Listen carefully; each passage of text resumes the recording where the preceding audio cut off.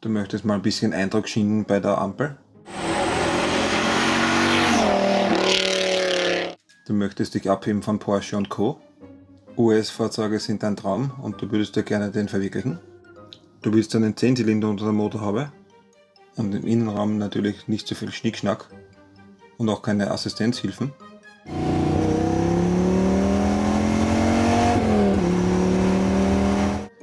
Eine schlanke und niedrige Seitenführung, gepaart mit verchromten Felgen.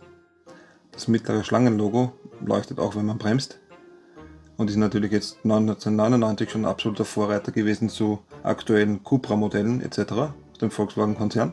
Dann solltest du bei den 8 Liter Hubraum mit dem VT-Motor und 383 PS definitiv zuschlagen. Wie sich so eine Dodge Viper anhört, das hört ihr jetzt gleich.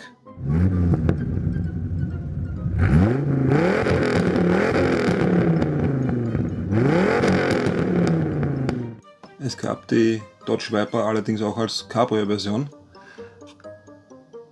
wobei dieser Warnhinweis jetzt nicht zum Spaß ist, sondern er deutet darauf hin, dass man beim Aussteigen aufpassen sollte, damit man sich bei den seitlichen Auspuffrohren nicht verbrennt. Einfach ein geniales Auto, so eine Dodge Viper.